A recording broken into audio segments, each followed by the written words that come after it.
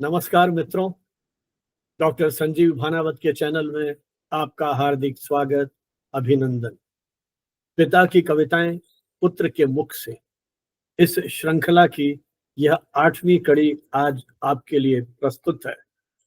इस श्रृंखला में मैं अपने दिवंगत पिता डॉक्टर नरेंद्र भानावत की कविताओं का पाठ करता हूँ। उनकी ये कविताएं ए मेरे मन काव्य संकलन से ली गई है।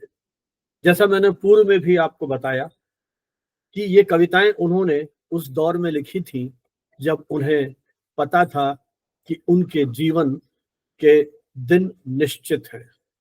कैंसर के कारण चिकित्सकों ने उन्हें बता दिया था कि अब आपका जीवन 6 महीने से अधिक नहीं है।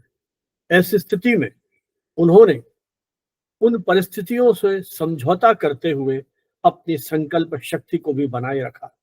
जीवन भर वो सृजनात्मक साहित्य के साथ जुड़े रहे। हिंदी, राजस्थानी और जैन साहित्य में निरंतर लिखते रहे।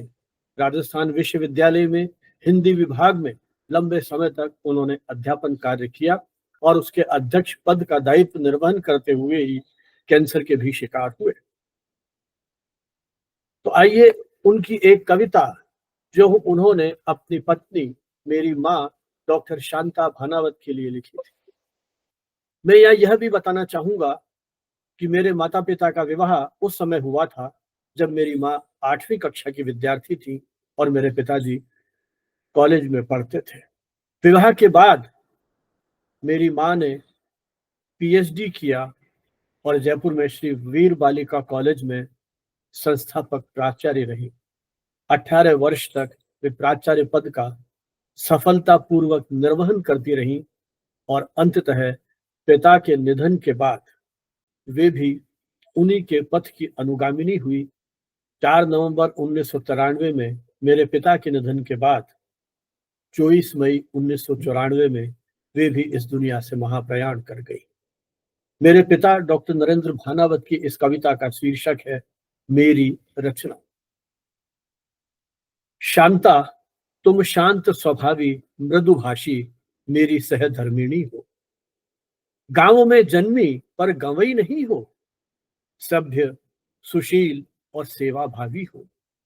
जब मैं गुरुकुल में पढ़ता था तब तुम्हारे भाई पंडित जी की मेरे पर विशेष कृपा थी। मेरी माँ के भाई पंडित शोभाचंद जी भाई मेरे पिता के शिक्षक भी थे। उन्हीं को संबोधित करते हुए, उन्हीं की ओर संकेत करते हुए उन्होंने लिखा, तब तुम्हारे भाई पंडित जी की मेरे पर विशेष कृपा थी। उन्होंने ही मुझे कविता लिखने की प्रेरणा दी थी। तुम्हारे घर मेरा आना जाना रहता था, पर मैंने कभी तुम्हें देखा नहीं था। शायद तुमने मुझे देखा हो। पंडित जी की भावना थी कि हम तुम परिणय सूत्र में बंध जाएं। मैं कॉलेज में भर्ती हो गया। छुट्टियों में भूदान यज्ञ की यात्रा पर निकला। जहां पड़ाव होता, सभा होती, कविता बोलता, लोगों को भूमि दान के लिए प्रेरणा देता, विसर्जन की भावना जगाता। यूं घूमता हुआ तुम्हारे गांव भी आया। संध्या को दीपक की लौ में तुम्हें देखा। तुम्हारा और मेरा साक्षात्कार हुआ। तुम सांवली सलोनी थी। मैंने कुछ प्रश्न पूछे। तुमने बड़े संकोच और भोले मन से सबका उत्तर दिया। तुम मेरे मन में बस गई, रूप रंग के कारण नहीं, अपने मृदु स्वभाव और संस्कारशील होने के कारण। उस समय तुम 8वीं कक्षा की तैयारी कर रही थी और मैं इंटरमीडिएट का छात्र था। मैंने पंडित जी को पत्र लिखा, विवाह खुले मुंह हो, भैरू जी का पूजन न हो, दहेज में रुपया नारियल के अलावा कुछ न हो। दोनों उत्तीर्ण हुए। सगाई समारोह सादगी के साथ संपन्न हुआ। अब विवाह रचना था। वह पत्र तुम्हारे परिवार के लिए चिंता का विषय बन गया। मेरे पिता ने मेरे मामा जी अर्थात मेरी माता के भाई पंडित शोभाचंद जी पत्र लिखा था, जिसमें उस समय की सामाजिक कुरीतियों का विरोध करते हुए विवाह करने की बात कही थी। उस प्रसंग को याद करते हुए मेरे पिताजी लिखते हैं, उस इलाके में पर्दा प्रथा का जोर था। खुले मुंह वधू कैसे विवाह वेदिका में बैठे। कैसे भेरू जी की पूजा न हो? दहेज में कुछ न दिया तो हमारी नाक कैसे ऊंची रहेगी? पर पंडित जी मेरे सुधारक विचारों के पक्षधर थे, अतः मेरी शर्तें न चाहते हुए परिवार ने स्वीकृत की। विवाह की तैयारियां शुरू हुई। मेरी बंदोरी निकलने वाली थी कि समाज का मतभेद उभर आया। समाज जो रूढ़िवादी, अंधभक्त और तंग दिल था, कुछ संबंधियों ने बारात में आने से इनकार कर दिया। मैंने उनकी खूब मनौती की, पर वे टस से मस न हुए। आखिर बंदोरी का कार्यक्रम स्थगित करना पड़ा।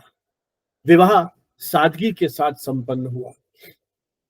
विवाह की वेला बड़ी भावपूर्ण व विस्मयकारी थी। बहू का खुला मुंह देखने के लिए पूरा गांव उमड़ पड़ा।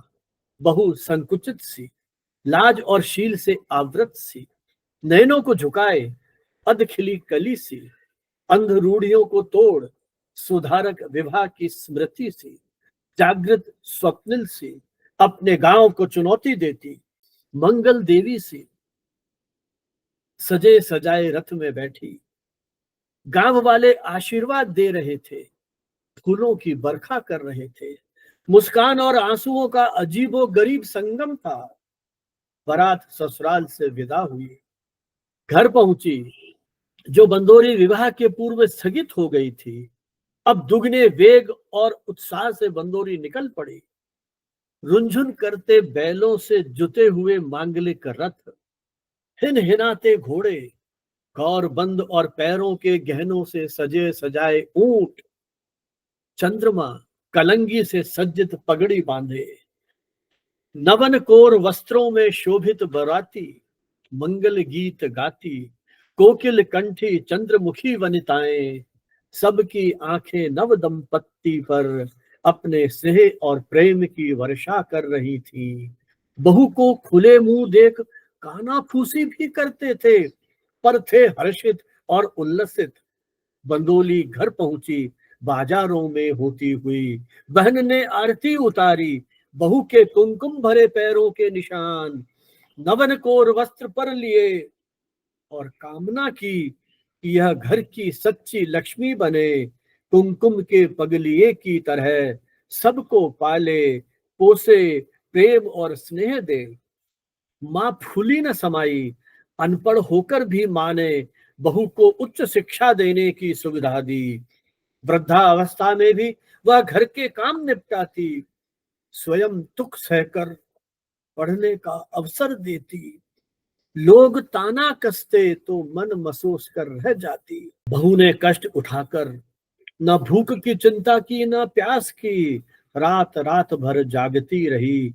अपने सुख स्वप्नों को ज्ञान यज्ञ में हवन कर दिया। बच्चों का पालन पोषण करते हुए विश्वविद्यालय की उच्च उपाधि पीएचडी प्राप्त की। माँ सोचती थी कि इस उच्च शिक्षा का कोई उपयोग हो, समाज की सेवा हो, अनपढ़ लड़कियां शिक्षित हों, सामाजिक रूढ़ियां समाप्त हों और उनकी कामना फलीभूत हुई। बहू को एक महिला कॉलेज में प्राचार्य पद की ऑफर मिली। वेतन के नाम पर केवल आने जाने का वाहन भत्ता देय था, पर पैसे के प्रति कभी लोभ नहीं, मोह नहीं रहा। सेवा और समर्पण का ही भाव रहा। कॉलेज उन्नति करता गया। निम्न मध्यम वर्गीय लड़कियों को विशेष राहत मिली। उन्हें हर प्रकार की सुविधा दी जाती रही, पाठ्य पुस्तकें, छात्रवृत्ति, रोजगार की शिक्षा। कॉलेज विश्वविद्यालय अनुदान आयोग से मान्य हुआ। आज उसकी अपनी पहचान है, विशिष्टता है। बहू दोहरा काम करती है, घर का भी कॉलेज का भी। वह दोनों दायित्वों को संभाव पूर्वक, कुशलता पूर्वक संभालती है। कभी आह नहीं करती, झुंझलाहट नहीं लाती। बहू के रूप में वह माँ की सेवा करती, पत्नी के रूप में अपना पूरा फर्ज निभाती। वह तनमन से समर्पित है मेरे लिए।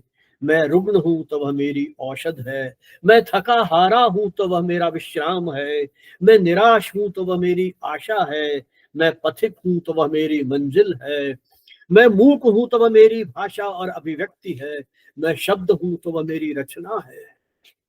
मैं सूली हूं तो वह मेरी सेज है, मैं बुद्धि हूं तो वह मेरी प्रज्ञा है। मिट्टी को कलश रूप बनाती है, नयनों में अंजन आंजती है, पैरों को गति देती है, हृदय को प्यार देती है। उसका सर्वस्व मेरे लिए है और मैं उसके लिए। हम दोनों एक दूसरे में रच पच गए हैं, हम दोनों एक दूसरे में रच पच गए हैं, एकाकार हो गए हैं। 6 अगस्त 1993 की अपराह्न 3 बजे उन्होंने यह कविता लिखी थी, मेरी रचना। अपने दिवंगत पिता और माता के प्रति अपनी श्रद्धांजलि अर्पित करते हुए आप सभी के प्रति शुभकामनाएं। आपने जो मेरा उत्साह वर्धन किया इन पिताजी की कविताओं को सुनकर, कमेंट्स और टेलीफोन के माध्यम से मुझे जो प्रोत्साहित किया, इस क्षेत्र में और आगे बढ़ने की प्रेरणा दी, मैं आप सभी के प्रति अपनी कृतज्ञता अर्पित करता हूं। आभार, धन्यवाद, जय हिंद, जय भारत।